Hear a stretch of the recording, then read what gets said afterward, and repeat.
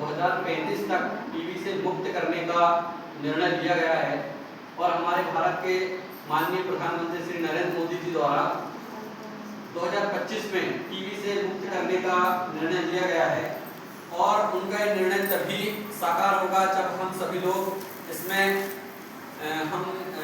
उनका सहयोग करेंगे और इस सहयोग में मुख्य प्रतिभागी जो है वो है मेडिकल स्टाफ, जिसमें लैब टेक्नीशियन हो जाते हैं, यहाँ के डॉक्टर्स हो जाते हैं, मेडिकल ऑफिसर हो जाते हैं और इसके पूरा एक प्रोग्राम अपने भारत में चलता है जो टीबी एलिमिनेशन के बहुत नज़दीक पहुंच गया है। कुछ समय पहले ये बहुत ज़्यादा खतरनाक बीमारी हुआ करती थी, मतलब जिसको होती थी तो अधिकतर लोग मर जाते थे, लेकिन वर्तमान समय में विज्ञान ने इतनी प्रगति कर ली है कि एक से बढ़कर एक दवाएं आ गई हैं और ये जो दवाएं आप लोगों को दी जाती है ये इतनी शानदार दवा है कि जिसने प्रॉपर पूरा डोज ले लिया तो 100% ठीक हो जाएगा और ठीक हुए हैं। हजारों मरीज इसी अस्पताल से ठीक होके जाते हैं इसी दवाओं से और ये दवा बिल्कुल मुफ्त है, फ्री मिलती है। प्राइवेट में जाओगे तो बहुत महंगी मिलेगी। अब इसके लिए हम क्या क्या कर सकते हैं? सबसे पहले तो हम ये देखेंगे हम पहचाने कैसे कि किसी को टीबी हो सकती है। इसके जो मुख्य लक्षण है, पहला लक्षण ये है कि खांसी, सबसे पहले तो खांसी आएगी। खांसी नॉर्मली सबको चलती रहती है, वैसे तो 4-8 दिन की खांसी ऐसे आ जाती है, लेकिन हम देखते हैं कि 15 दिन से रेगुलर खांसी आ रही है। खांसी के साथ धीरे धीरे बलगम आने लगता है और ज़्यादा समय बीत जाता है तो इसके जो बैक्टीरिया से होने वाला रोग है ये, इसके बैक्टीरिया हमारे फेफड़े के अंदर जगह बनाने लगती हैं, वहाँ पे छोटे छोटे छिद्र जैसी गड्ढे जैसी कंडीशन बना देते हैं तो वहाँ से खून निकलने लगता है। जब हम ताकत से खांसते हैं तो जब लंबी टीबी हो जाती है तो वहाँ से खून भी निकल आता है। तो ये भी एक पहचानने का एक तरीका है। एक तो खांसी हो गई, बलगम हो गया। दूसरी बात, हम बार बार अस्पताल आते हैं, इलाज करवाते रहते हैं कि बुखार आ रहा है, ठीक नहीं हो रहा है करके। फिर एक दूसरा एंगल ये हम सोचते हैं कि इनको खांसी भी चल रही है लंबे समय से और बुखार भी आ रही है, क्योंकि वो जो बैक्टीरिया है साधारण एंटीबायोटिक से नहीं जाता है। उसके लिए जो WHO के द्वारा बहुत स्पेशल तरीके की दवाएं निर्मित की गई, उसी से जब तक वो बैक्टीरिया हमारे शरीर में मृत नहीं होंगे तब तक ये टीबी ठीक नहीं होगी। तो यदि 1 महीने से ज़्यादा, 2 महीने, 3 महीने लंबी बुखार धीरे धीरे चली आ रही है तो हमें सब लोगों को शक करना चाहिए कि टीबी हो सकती है। इसके अलावा और दूसरा एक लक्षण है, वो लक्षण ये है कि वजन धीरे धीरे कम होने लगता है। यदि किसी का रेगुलर वजन कम हो रहा है, रेगुलर खांसी आ रही है, रेगुलर बुखार बना हुआ है और साथ में रात में पसीना आ रहा है, और भी इसके लक्षण ये है कि सांस फूलने लगती है। सांस क्यों फूलने लगेगी? क्योंकि हमारे जो फेफड़े होते हैं, फेफड़े में बहुत छोटी छोटी कोशिकाएं होती है, उसको एल्वियोलाई कहते हैं। वो बैक्टीरिया के घर बनाने के कारण डैमेज होने लगती है। हमारी बॉडी को पर्याप्त ऑक्सीजन नहीं मिलती है, इसके कारण हमें थोड़े सांस लेने में दिक्कत होने लगती है। हम ऑक्सीजन रेट चेक करते हैं तो वो भी डाउन मिलने लगता है। तो ये सब चीजें हमें ये शक पैदा करती हैं कि इनको टीबी हो सकती है। तो आप लोगों को हम ये नहीं केवल इतना नहीं बता रहे हैं कि आप लोग ही टीबी से मुक्त हों, आप इसके बारे में यदि किसी को टीबी हो चुकी है तो वो अच्छे से जानने लगा है। ये लक्षण यदि आपके परिचित या अपरिचित व्यक्ति उनको भी लगे तो आप एक बार जो सरकारी अस्पताल है वहाँ जरूर भेजें। इसकी जो जांचें हैं बहुत महंगी जांचें हैं, 5 से 6 हजार रुपए की एक जांचें होती है। बहुत उत्कृष्ट किस्म की जांच होती है जिसको ट्रूनाट कहते हैं। उससे बड़ी जांच होती है सीबी नाट, उससे बड़ी जांच होती है LPA के लिए, जिसके लिए सैंपल जाता है जबलपुर। तो इतनी बड़ी जांचें हैं, वो भी मुफ्त है। इसलिए मुफ्त है कि शासन ये चाहती है कि पूरे भारत से टीबी मुक्त हो जाए, क्योंकि यदि कोई पेशेंट रहेगा तो वो फैला देगा। एक पेशेंट उसके पूरे 1 साल में 10 लोगों को नए मरीज पैदा कर देता है, तुरंत पता नहीं चलता है। ये इसका जो फैलने का सबसे प्रमुख कारण है खांसते हैं का। हम सबकी सिक्योरिटी सेल्फ ये है कि हम यदि खांस रहे हैं तो मुंह में कपड़ा हो, हम किसी की जान के साथ खिलवाड़ ना करें।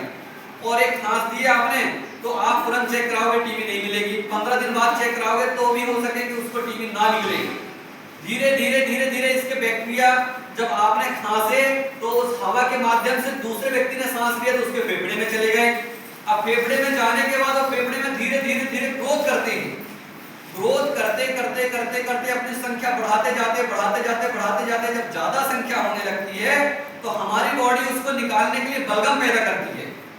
बलगम पैदा करना एक हमारे नैसर्गिक क्रिया है ये, कि कोई भी चीजें गंदगी हमारे शरीर में आती है उसको हम छींक के खांस के खकार के बाहर कर दें, तो वही करने के लिए करती है। लेकिन हमारी बॉडी कितना कितना करेगी? बैक्टीरिया तो दिनों दिन बढ़ते जाएंगे और जितनी ज्यादा क्रोनिक टीबी होती जाती है उतने ठीक होने में दिक्कत जाती है। तो कोशिश करें कि समय से पहले हल्की हल्की खांसी चल रही शुरू में ही ये पकड़ में आ जाए तो जल्दी होने में ज्यादा टाइम नहीं लगता है, जल्दी से ठीक हो जाती है। जितनी ज्यादा क्रोनिक हो जाती है, जितनी ज्यादा वो फैल जाती है तो उतना उसको ठीक होने में दिक्कत होती है। लेकिन ठीक हो जाती है, 100% ठीक होती है।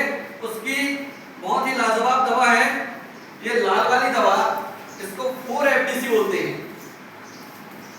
4FDC मतलब इसमें 4 प्रकार के रेजिमेन पाए जाते हैं, जिसमें एक इसको HRZE बोलते हैं। H से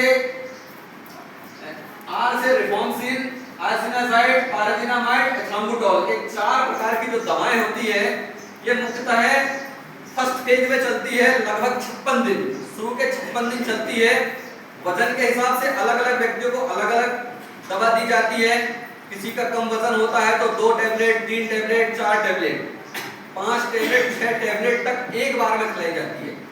इसके खिलाने का तरीका ये अच्छा ये है कि ये खाना खाने के 1.5 घंटे बाद खिलाई जाती है और सुबह दोपहर शाम करके नहीं खिलाई जाती, एक ही टाइम में ली जाती है। इसको एक ही टाइम में ऐसा है कि 4-5 लिए और 1 घंटे खा लगे, ऐसा नहीं।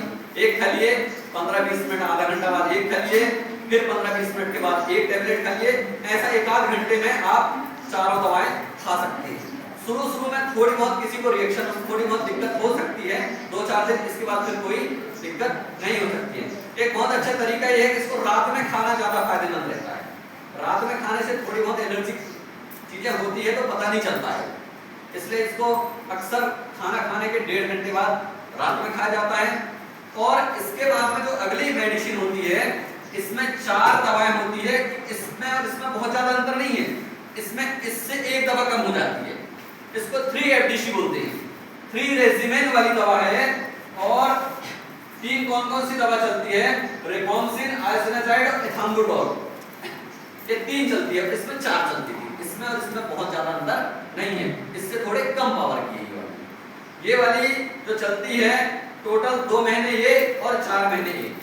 इस दवा को हमें रेगुलर उपयोग में लेना चाहिए, बीच में नहीं छोड़ना चाहिए। बीच में छोड़ने से होने वाले नुकसान हम आपको बता दे रहे हैं। यदि दवा खाते खाते बीच में छोड़ देते हैं तो उससे क्या होता है कि देखो ये बैक्टीरिया थोड़ा बेशरम प्रकृति का होता है, मतलब आसानी से नहीं मरता है। तो उसको रेगुलर जब दवाओं की डोज बढ़ती रहती है तो ये धीरे धीरे कमजोर होने लगता है। कमजोर होते होते होते होते जब तक आखिरी शॉट ना, मतलब आखिरी दवा डोज पूरा ना पड़ जाए तब तक ये पूरी तरह से मरता नहीं है। और आधी दवा खाए आपने तो अधमरा तो हो गया। अब किसी व्यक्ति को 2-4 डंडे मार के छोड़ दो तो आपको छोड़ेगा क्या? दोबारा नहीं छोड़ेगा ना, और ताकत के साथ आपसे लड़ने के लिए जाएगा। सेम वही कंडीशन इस दवा के साथ होती है कि आपने 3 महीने तो दवा खा ली, अधमरा छोड़ दिया और कहते हैं पहुंच जाए, बहुत उठ गए खा के, या कहीं बाहर काम करने चले गए, नागपुर, जबलपुर, जहां भी चले गए आप। यदि बाहर चले गए, दवा छोड़ दिए, फिर क्या होगा? तो जो बैक्टीरिया है जो हमारे फेफड़े के अंदर पड़ा हुआ है वो अपने आप को ढाल लेता है इस दवा के खिलाफ भी। अब फिर अभी यही दवा चालू करोगे तो वो उसको असर नहीं करेगी, मतलब वो रेजिस्टेंस कहते हैं इसको, रेजिस्टेंस बन जाता है, प्रतिरोधी क्षमता विकसित कर लेता है वो। तो अब आप दवा खाते रहो तो असर नहीं करेगी, फिर बिगड़ी हुई टीबी बन जाती है उससे। उस टीबी को बोलते हैं MDR, multi drug resistance TB बोलते हैं। उससे ये दवाओं को फिर हटाना पड़ता है। इसकी जगह फिर जो दवा दी जाती है वो इससे भी ज्यादा हैवी होती है और बहुत महंगी होती है। प्राइवेट में खरीदे तो, सरकारी में तो एकदम निःशुल्क है। यहाँ से 1 रुपए भी ना जांच के लिए जाते हैं ना दवाओं के लिए जाते हैं, उल्टे 6 महीने तक 1000 रुपए आपके खाते में पहुंचाया जाता है। हो सकता है कि पैसे आगे पीछे हो जाए, जैसा बजट आता है, हो सकता है कि आपके लास्ट 6 महीने तक पूरे मिल पाए। ये पैसा इसलिए दिया जाता है क्योंकि जो टीबी से लड़ने का एक बड़ा हथियार इसके अलावा हम बता रहे हैं आपको, ये तो दवा है, ये तो बड़ा ये ब्रह्मास्त्र है उससे लड़ने का। इसके अलावा भी टीबी से लड़ना है तो आपको खुद को मजबूत करना पड़ेगा, मतलब इम्यूनिटी जो रहती है हमारे शरीर की उसको मजबूत करना पड़ेगा। इम्यूनिटी जब हमारी मजबूत रहेगी तो हमारा शरीर ही एक दवा का काम करता है, उसको इम्यूनिटी बोलते हैं। आधी सी बीमारी ऐसी होती है कि हम बिना गोली दवा के भी ठीक कर लेते हैं, वही ये हमें ठीक मतलब इम्यूनिटी हम बूस्ट करके हम टीबी से भी लड़ सकते हैं। तो उसके लिए क्या करना है, देखिए उसके लिए मुख्य चीज है भोजन, और हमारी इम्यूनिटी बनती है प्रोटीन से। ऐसा भोजन खाएं जिसमें प्रोटीन ज्यादा हो, है कि नहीं। प्रोटीन किस चीज में होता है, प्रोटीन अधिकतर दाल जैसी चीजें जितनी भी है, चाहे मूंगफली के दाने हो, चने हो, मूंग हो, दूध हो, तो एक दाल वाली चीजों को आप रात में कटोरे में गला दें, फूल जाए हो तो लगभग 100 ग्राम हर दिन आदत बना ले आपकी। ये इससे क्या होगा कि आपके शरीर को प्रोटीन पर्याप्त मात्रा में बनेगी, प्रोटीन बनेगी, इम्यूनिटी बूस्ट होगी, आपकी इम्यूनिटी बढ़ेगी। इम्यूनिटी बढ़ेगी तो आपको ये दवाओं के साथ साथ आपकी बॉडी दो लड़ने वाले हथियार हो गए आपके पास, तो टीबी से जल्दी मुक्ति मिल जाएगी आपको। दूसरा है खाना ऐसा खाओ जो आसानी से पच जाए, मतलब ज्यादा तेल वाली चीजें खाओगे, जैसे बीमार है लोग, तेल वाली चीजें आप ज्यादा खाओगे तो वो दिक्कत खड़ी करेगी, मसाले वाली चीजें आपको थोड़ी दिक्कत खड़ी करेंगी। ऐसी चीजें जो सीधे प्रकृति से मिलती है हमें, वो चीजें सबसे ज्यादा फायदे करती हैं। ऐसी चीजें जो हम बहुत ज्यादा प्रोसेस करके बनाते हैं, वो ये टीबी एक्चुअली बीमारी के लिए नहीं बता रहे हैं, सारी बीमारी में जितना ज्यादा प्रोसेस कर करके हम खाना बनाएंगे उतना ज्यादा हमारे शरीर को नुकसान पहुंचाएगा।